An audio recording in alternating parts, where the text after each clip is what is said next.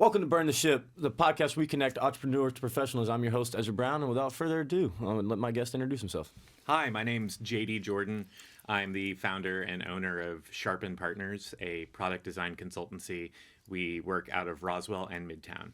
And I'm also running for state senate to represent East Cobb, Roswell, and Woodstock. Awesome. JD, I greatly appreciate you making the time Thanks. to come over here and be on the show, man. So give us a little story, kind of where'd you start and how's it going? Well, I mean, where it starts, that can go back a long ways, oh, right? Yeah. I'm a little bit older than you guys, but but a lot of it comes from even at like a really early age. I was really passionate about making sure that things were built well and built to solve the actual problem they were designed for. So even back in high school, I was doing real estate flyers for my mom's friends who were realtors, and I was doing it for like $20 so that I could keep my computer habit, funded. But a lot of it was about, well, what are people looking at when they want to buy a house, and how can we make this 8.5 by 11 or 8.5 by 14 sheet answer all those questions for somebody? And then that interest just sort of kept growing as I got into working with marketing agencies, and then ultimately made it to product shops where I became an experienced designer. Right. So someone who doesn't design a broadcast message like an ad or a video or a flyer, but someone who who designs an interaction or a dialogue you have between a person and a piece of software, or between a person and a physical installation, even like at a shop or a hotel. So kind of. Hold on. I can hear you chewing. You can? Yeah. All right, now it is. I just wanted to find a good. I bet you can hear it while I was commentating that event last night too, the whole time. But so no, kind of if I'm hearing this correctly, so during that point in time, it was like the chat bot that'll pop up on a website if you're kind of struggling. Okay. Yeah. I always click off on those things. Gotta accept no cookies or whatever. Right. Well, and it's because it's about like creating something useful where the user wants to find something useful. Okay. And not just broadcasting Not at just someone endlessly. spamming it to them. Right. Okay, exactly. All right. How long you been doing that? I've been working professionally as a designer for 25 years. All right. But Sharpen Partners, my current agency, we opened this about 2 years ago. Okay. And we mostly specialize on working with startup entrepreneurs and enterprise entrepreneurs. The difference between those two being they're both people with great ideas. One of them has to go to angels and investors to get money, and the other one has to go to a boss. Yeah. Right? Whatever they need. Or a board to get money. Right. But in either cases, it's someone who's got a brand new product idea, wants to bring that product to life, and may not know how to do the research necessary to make the business case, doesn't know how to best interact with the user. And what we encounter more often than not is doesn't know how to trickle that idea out as like an MVP. I'm trying to remember who said it, but I heard a great metaphor the other day. It's about shooting bullets, not shooting cannonballs. Right? You want to very highly target the initial offering to a customer. Facebook did not launch as 1,000 tools. It launched as a thing to say your relationship status and to post funny things. Right. And then it grew as people adopted it. You can put whatever you want. So how do we get into the market with the least exposure, most important, most usable thing, and then we grow from there. Okay, right. What kind of bugs did you run into when it first started up? Bugs in the company? Oh yeah.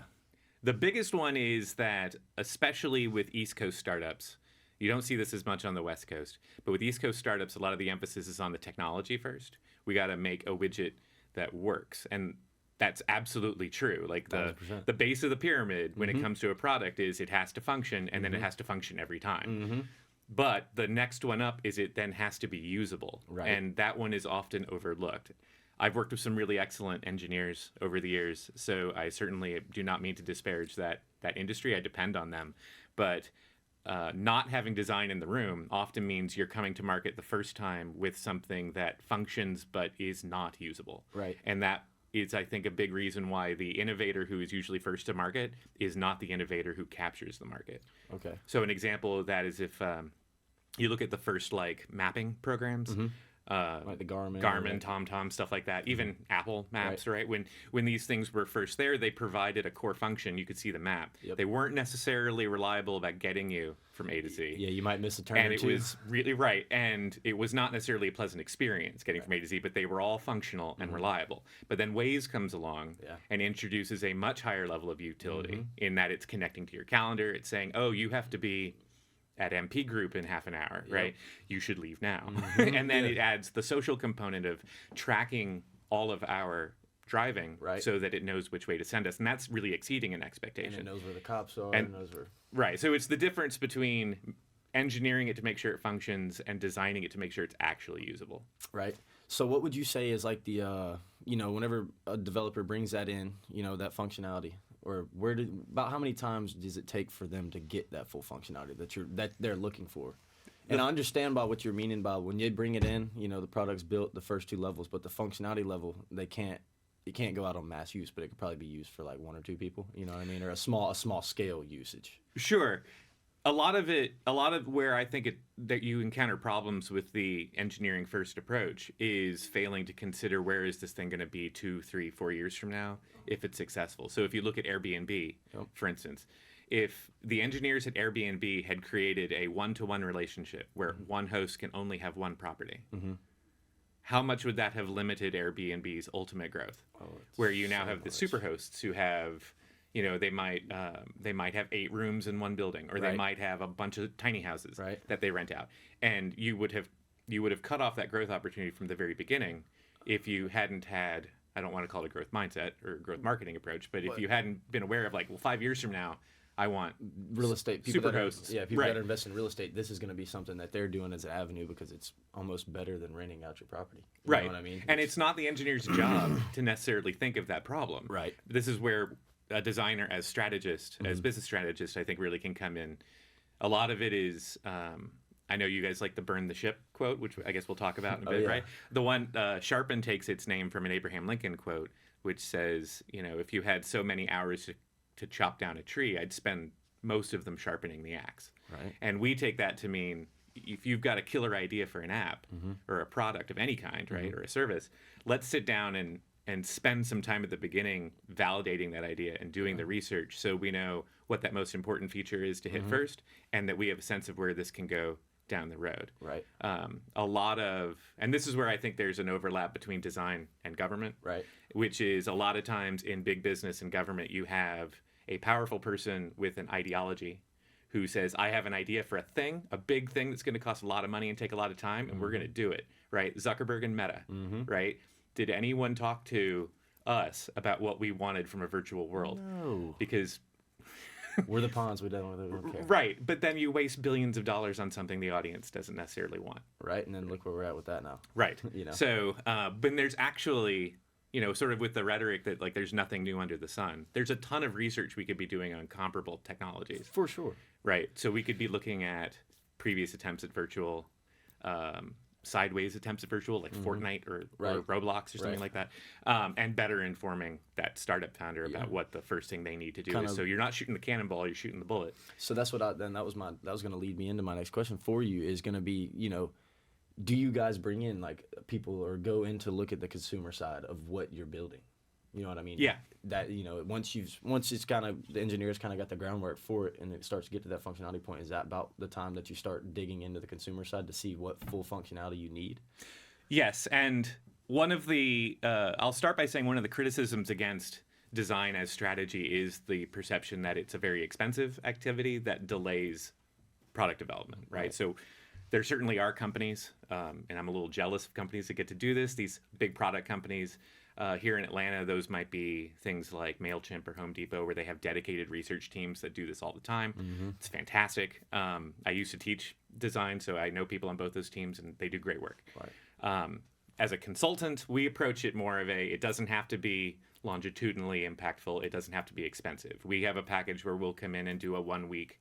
We call it a unicorn invasion, but I like to think of it as more of like the A-team rolls into town and solves the problem. So Right. we'll come in and in a week give you a dedicated team, and we'll do a crash course on what does your user need, what are your business goals, how do they align, what are the strategies to hit that, Right. and then now we've got enough information that your developers can start architecting and your designers can start figuring out how people are going to interact with it. The SEAL Team 6 of design. over here. Exactly. Yeah. That's the plan. That's awesome. Because you got to know what you're doing. Yeah. Well, and again, a lot of times these guys who have the great big idea, Yeah. and it might be a fabulous idea for 5 years from now, but 5 months from now, we want to get something to market, and we need to roll that big idea back, and Right. then figure out how to get from A to Z. Yeah, right. Scale it up from the ground up is versus. I mean, just selfishly, going it's straight for also that. job security for us, right? Yeah. If we say you don't start big, I mean, I'm happy to spend 5 years working on your product, but Yeah. I'd rather see that product succeed. Yeah, before you spend all that time Right. doing it. There are a lot- Make sure it's a profitable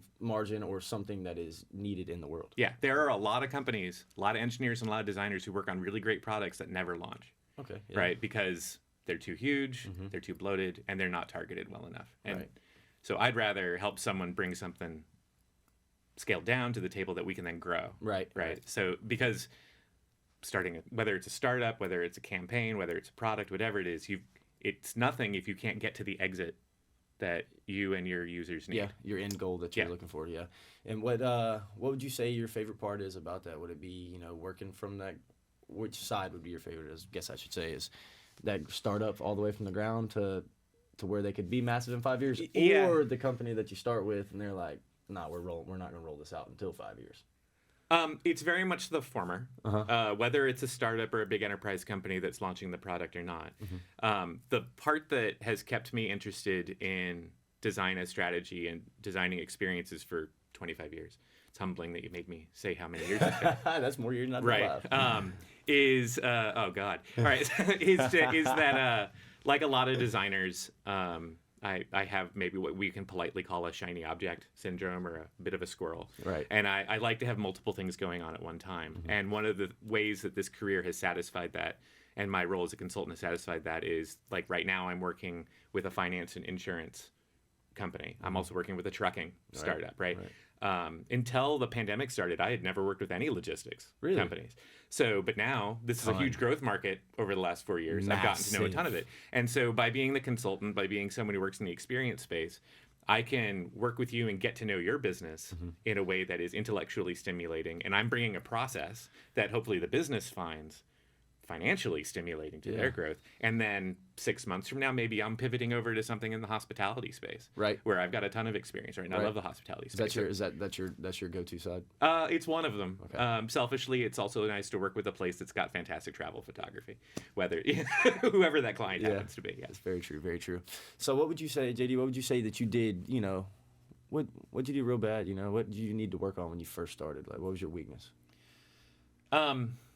I think my weakness at the beginning was I always wanted to be earlier in the discussion. As a brand new designer, whether that's a graphic designer or an experience designer, a lot of times decisions are made before it gets to you. Right. So you're just told, make the button bigger, or make the website and these are the colors the client likes and stuff like that. And so it's more reactive, more productive. And that's a great place to learn the technique of the job. And I was really eager to get to the front side of it. Right. But I have a humanities background. Like, I studied history, both as an undergrad and graduate. Go to school to be a history teacher? I did, actually. I went to school to be a history teacher, and then I learned how much professors make, and I wanted to have kids, so I went back to design. But there is a bit of a sheltering of engineers and designers alike, I think, both from business and from sales in particular. And so those have been the biggest hurdles that I've had to overcome, is how can I better talk to the client? Right. Because I know as a designer well how to talk to the user, but in terms of then becoming their advocate to the business side, it's a whole different vocabulary. Okay. And I did not go to business school, and I was not a salesperson. Right. So that was something I've had to learn as it's gone. And there are a lot of great ideas that die on a designer's desk because they don't know how to communicate it in language of things like ROI and business goals and metrics to track, and not to say, but the user really wants this. Yeah. And just because they want it is not, it has to satisfy both sides of the Venn diagram. For sure. You just got to learn how to spit that lingo back to big boss versus spitting it from the pond. Yeah. You know what I mean? Versus the person that's consuming. I can very well relate to that. And again, that's what gets me passionate about bringing this sort of design thinking approach to government too. Is I think, regardless of ideology, like if we all started talking about an issue from an ideology perspective, you'll get as many different opinions as you get people in the room. For sure. But we all feel the same pain points. Yes. Right. When Absolutely. it comes to things like inflation and jobs and national security. That's all. Yes. We're all living the same reality. So if we bring it down to the user level and start talking about the problem, and work up from there, rather than starting at the solution level, big top, and try to push all these square pegs into round holes. I think you can have a much more effective and much more people-centered approach Yeah. to how we legislate. I completely agree with that. That's actually that's a very good way to put it, because I've never really put it in that terms. Yeah. But you're ex-history teacher. Right. But no, that's awesome. What'd you do really good? Well, what was your strong point that you knew you could lean on when you first started? I think one of the things, and this is probably because I think the polite way to say it is I'm overeducated for where I was at certain times of my career. But one of the things that I've always felt pretty good at, is making connections between similar problems that have different backgrounds. A lot of people, a lot of designers, and I think this is a very straightforward way to start, is when I'm looking at a problem, I want to look at the direct competitors. Right. Sharpen, I might look at other companies like IDEO or a Slalom or something, other companies that do technology design projects. But where it gets more interesting for me is not to look just at a competitor, but to look at a comparable. So if you're looking at a company, I did a project a few years ago for a company that was a yoga studio, and they were trying to build a yoga sequence builder. Right. So an instructor could use it. They're going to drag in the 20 poses they want and how long they're going to do it. And now their students have a class they can look at on their phone. Right. It's a really neat thing, right?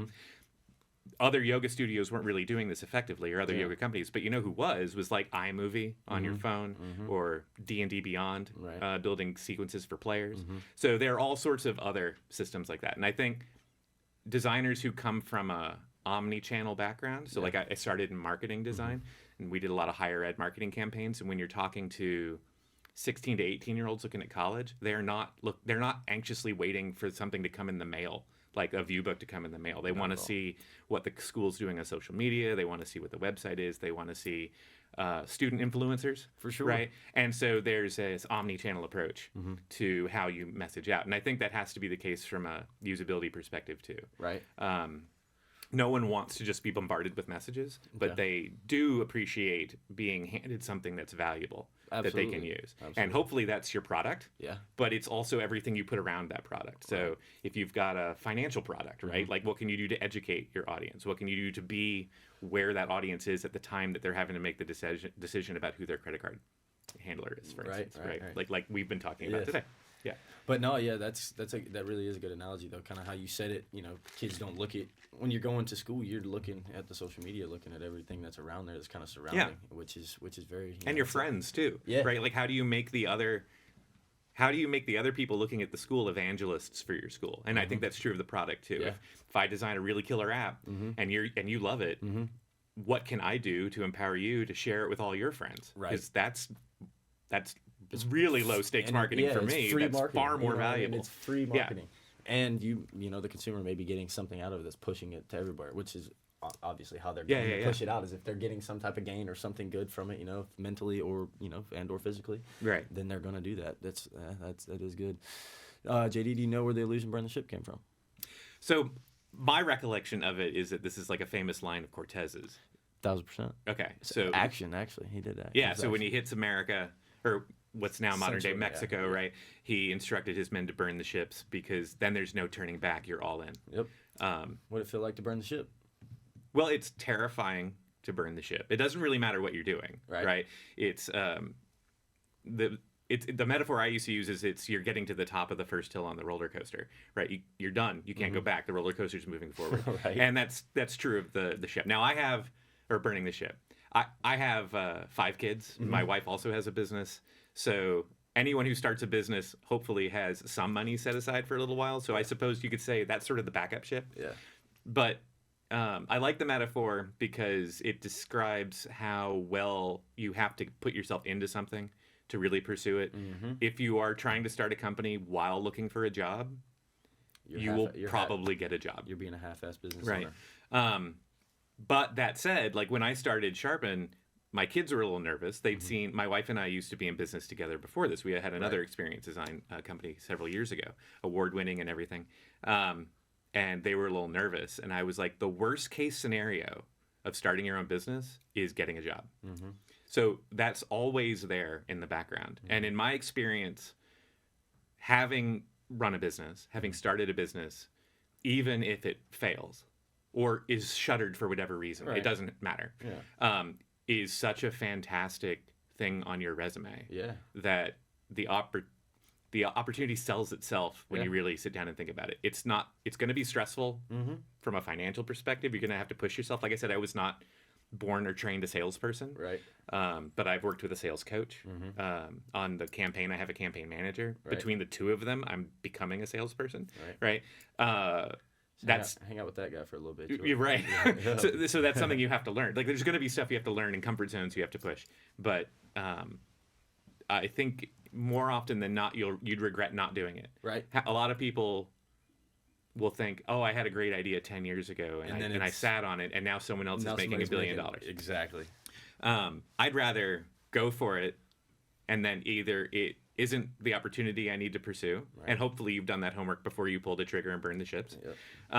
But then when you do burn the ships, that you give it your all, and then there's no regret in that. Yeah, You might make bad decisions, you might not succeed, but it's still an experience worth having. That's awesome, man. That is awesome perspective on that one. And tell the people where to find you. So for product design consulting services, you can find me at www.sharpen.partners. There's some great case studies there, I think, and my business partner, Michelle Morgan, who is a former architect, she talks a lot about the real-world implications of experience design. I'm more of the digital expert. I'll talk more about the digital experience of it. But combined, there's lots of great, really great business intelligence work we've done before for large companies and really exciting startup stuff we're doing right now. That's awesome. And then for the campaign, as I said, I'm running for Senate District 56, which is East Cobb, Roswell, and Woodstock. And you can find me anywhere on social media for that. But online is forthe56.com. Cool. Awesome, man. I greatly appreciate you being here. Thank you so much, man. Yeah, thank you. This is great. Awesome. We'll definitely do it again.